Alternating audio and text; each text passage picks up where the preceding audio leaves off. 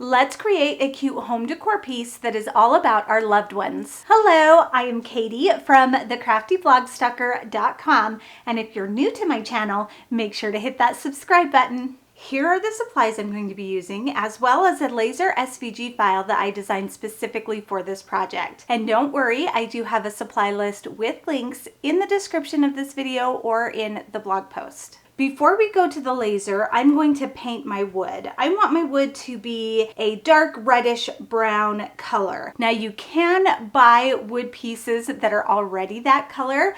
I just don't have any, so I am going to paint what I have to make it look like what I want. This is a piece of birch marker board, and one side is shiny and the other side is more matte. We are going to paint the matte side so the paint doesn't wipe off. I'm using this plate as my paint palette. I'm just gonna add paint, and this is just water. I'm basically going to be doing like a wash to give it a stained look. I'm gonna take my paintbrush and I'm just gonna kind of mix it for starters. And then I'm gonna paint it on in the same direction as the grain and then wipe it off. And I'm making a mess, but that's okay. And I want this to be a little bit more brown. So I'm gonna add some more brown to my mixture over here, and we're just gonna paint it on again. And I'm gonna go over it one last time. Now that my wood piece is dry, I'm gonna take it to my laser. Here are all of my cut letters, and I want to paint these white. The easiest way to paint small pieces is to grab some masking tape, get a long strip and fold it over on itself, and then stick that to your surface, and then you can stick the letters to that tape. I always like to put them in order just to make sure that I have them all. Home is where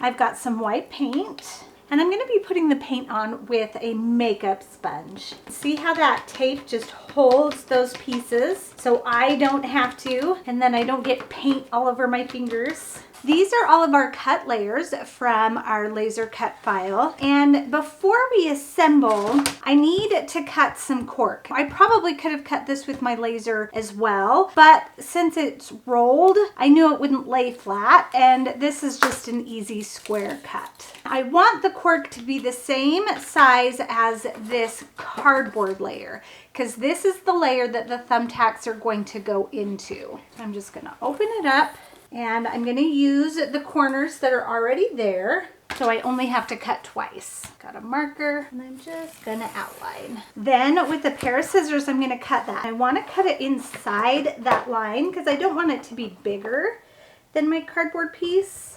I want it to be almost the same exact size. This cork material is 0.09, so almost 0.1 in thickness. These pieces actually come inside this frame piece.